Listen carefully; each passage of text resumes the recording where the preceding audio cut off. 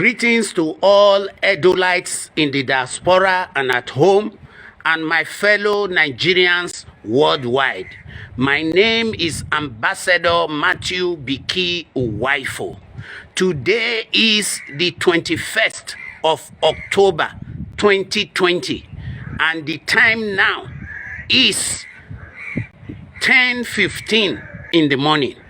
And for today, I'm speaking to you all from somewhere in Africa. My heart bleeds with the news about the turmoil in Nigeria right now. The killing and shedding of innocent blood by the military authorities in Nigeria with the order of the federal government headed by General Muhammadu Buhari. My heart bleeds, my fellow countrymen. But as they say, charity begins from home.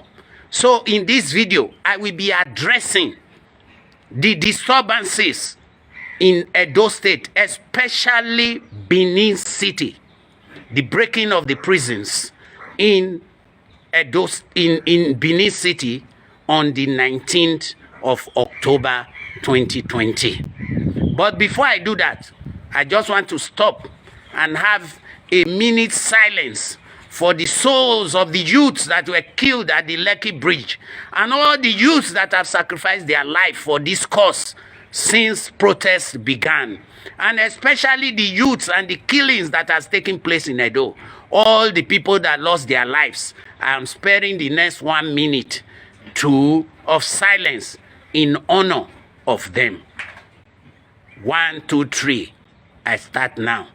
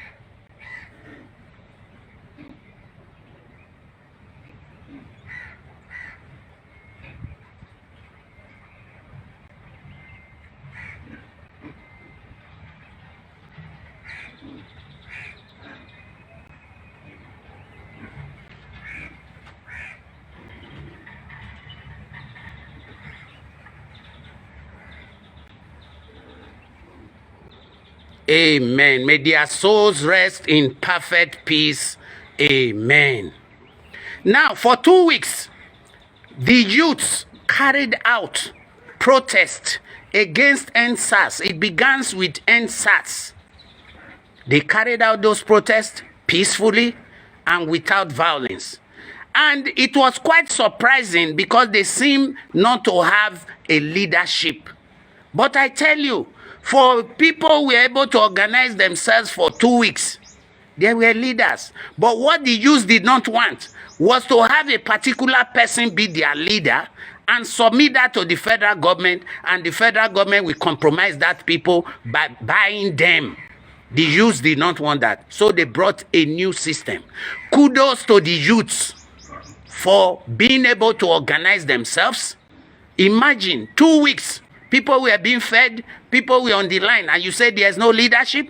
Anyway, now, the federal government for the first time met protesters that were ready to keep the peace, law-abiding protesters, and this completely surprised them. They didn't know how to handle it.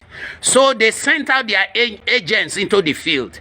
We had one Ambassador Hussein Komasie, who came to say that if it was during the time of Obasanjo, this would not have been done, and that Buhari should call the army.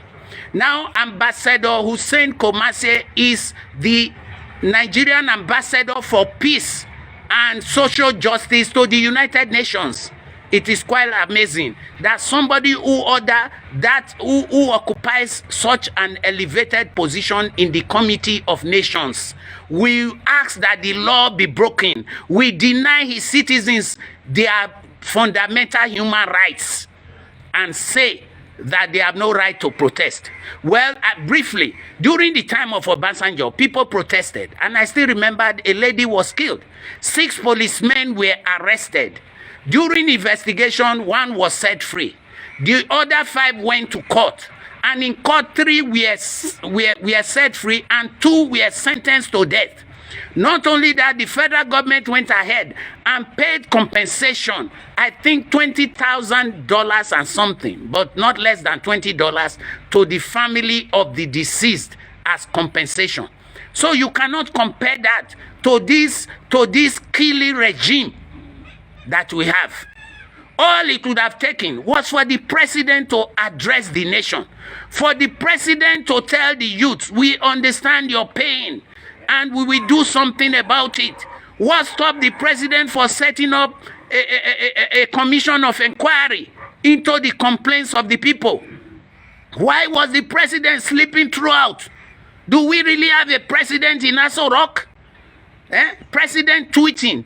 Is now the Nigerian life to be settled through tweeting, government by tweeting? All it would have taken, I still maintain, was for the president to address the people. Having said that, charity begins from home. I will start with Edo State. Now, the protests went on for 2 weeks in Edo State, and the people were not happy. And the hoodlums and their EPM comrades saw it as a chance to cause mayhem so that they can realize their ambition. God did not allow them to carry through during the last election. And what was that? To cause enough mayhem and destruction in Edo State and make it ungovernable so that the federal government can call a state of emergency and remove the governor before he's sworn in. Even after he's sworn in, remove the governor and bring a commission to run the state. Now, they started this on Monday by invading police stations. The following police stations were invaded and razed to the ground: Ogida Police Station, Testami Road Police Station, Idogbo Police Station, Ugbekun Police Station, Etete Police Station, Dumes Road Police Station, Oba Market Police Station, and 1 or 2 other police stations were raided, razed to the ground, and the arms were carted away. We have all this in video. They were carted away. And from there, they regrouped this group in the GROA and stormed the Benin prison. And contrary to the news being circulated that officers in the Benin prison were compromised, I have it on strong intelligence by people on the ground that I'm working with, who told me the prison officers defended the prison. In fact, when the hoodlums got there with the AK-47 and bazookas they took from the police stations, the prison guards stood their ground and they fought until they ran out of bullets. Why? In the prison, they only had 60 packets of bullets. And cock and shoot guns, old guns, reservist guns, which out of corruption, they don't have new equipment. But they fought. And they were overwhelmed. While they were fighting, the prisoners inside heard that they've come, that freedom is beckoning. They've come to remove them. The hardcore criminals broke through the roof. And the roof of the prison is built with planks. The roof had planks. They removed the roof and started jumping through the roof. While the rest broke their cells and went into the yard. And from the yard, they pressed towards the gate. And the hoodlums outside pressed towards the gate. That is how they were able to enter. And they released the prisoners out. So the prison officers are patriots who defended their establishment with their lives. So many of them now are wounded. They are in the hospital. That is the truth. And we equally have videos where these same people were shouting, now to Oko prison, now to Oko prison. As they were arriving in Oko prison, we equally have the videos also where there were a lot of gunshots and so on and so forth, and prisoners were released from Oko prison. So, my dear brothers and sisters, the whole issue is this, that these people wanted to cause mayhem. As we speak now, 1,993 prisoners were released into the society. So, my people, from there, also, the police right now in Benin City today, the 20th of October 2020, there are no police. Police cannot wear their uniform. They cannot go in their official car. Even the Wabaizigan is nowhere to be seen. Why? Because they went to hide their vehicles and they know it's very risky for them to come out. So I support 100% the curfew declared by Edo State government and signed by SSG Oge. I want to thank the government for how far they've handled this confusion. And I want to tell those hoodlums, those miscreants, the EPM who feel they can come through the back door. Elections are finished. The Edo people have spoken with one voice. It's Obaseki we want. And we went and declared that. So you cannot come through the back door to remove an elected governor. All we are saying is this. I'm making a clarion call to all Edolites in the diaspora. Tell your people, the good people of Edo State are more than these miscreants. Defend yourselves. Let the community fish them out. Let them fish them out. So as I speak now, the banks are closed. And also, I want to say that a few individuals and private security people, which I will not mention here, but which I'm aware of and know individually, went to assist. And we did all this not because we have a sense of entitlement. Whatever I've done for Edo State, whatever video I've done, whatever support I've given to the governor is because of my burning passion for Edo State, not because of reward.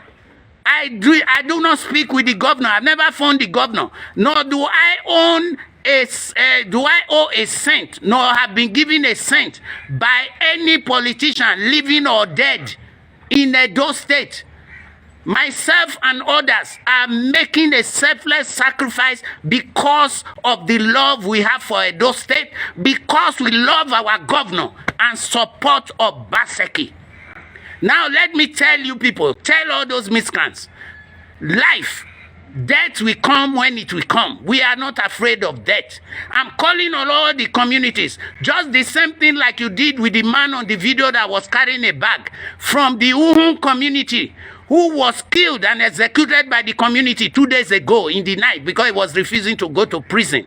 Just as you did, the same thing will happen to all these hoodlums.